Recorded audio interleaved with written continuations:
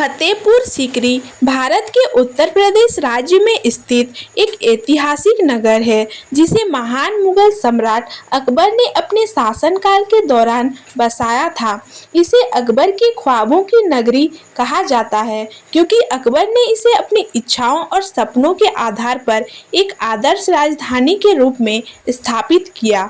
यहाँ वास्तुकला, कला और संस्कृति का बेजोड़ संगम देखने को मिलता है जो भारतीय इतिहास में अद्वितीय स्थान रखता है। फतेहपुर सीकरी का इतिहास। फतेहपुर सीकरी का निर्माण 16वीं सदी में अकबर ने करवाया था। इसकी स्थापना का मुख्य कारण अकबर की संतानहीनता थी। कहते हैं कि अकबर सूफी संत शेख सलीम चिश्ती से मिलने सीकरी आए थे।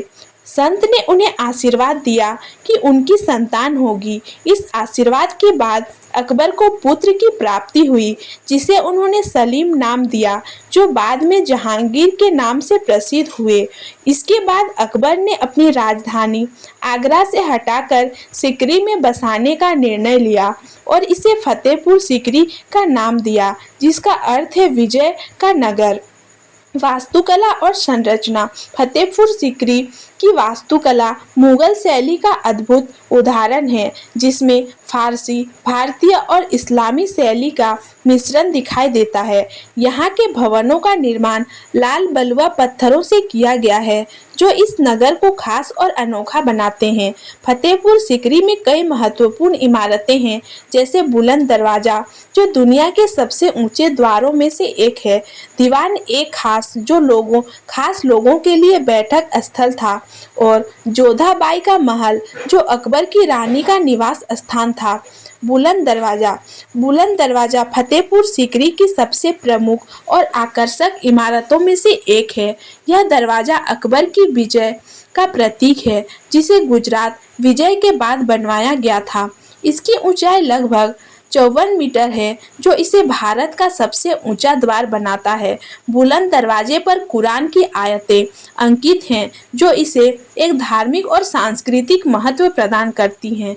इसके मुख्य द्वार से जब आप प्रवेश करते हैं तो इसकी भव्यता और कलाकारी आपको मुग्ध कर देती है। इसका आकार और निर्माण अकबर के महान दृष्टिकोण का प्रतीक माना जाता है।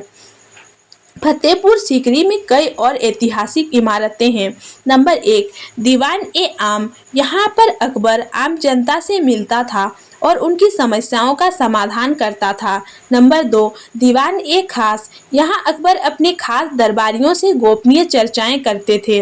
नंबर 3, जोधा बाई का महल। अकबर की रानी जोधा बाई का निवास स्थल।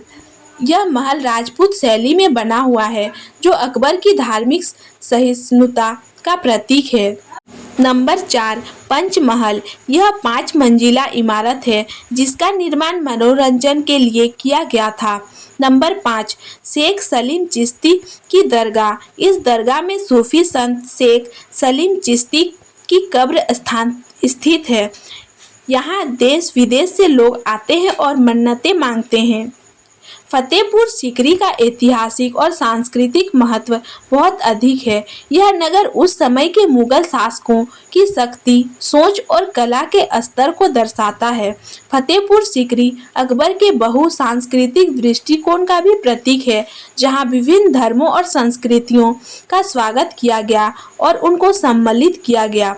यह अकबर की धार्मिक सहिष्णुता का अद्वितीय उदाहरण है। हालांकि फतेहपुर सीकरी का अस्तित्व लंबे समय तक नहीं रहा।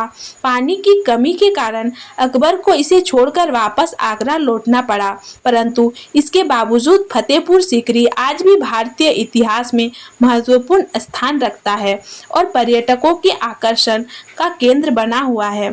फतेहपुर सीकरी केवल एक नगर ही नहीं है, बल्कि अकबर के ख्वाबों और उनकी सोच का प्रतिबिंब है। इस नगर का हर हिस्सा उस महान शासक की दृष्टि, उसकी धार्मिक सहिष्णुता और उसकी कला के प्रति प्रेम को दर्शाता है। यहाँ आकर एक व्यक्ति भारतीय इतिहास, मुगल वास्तुकला और अकबर की दूरदृष्टि को महसूस कर सकता है।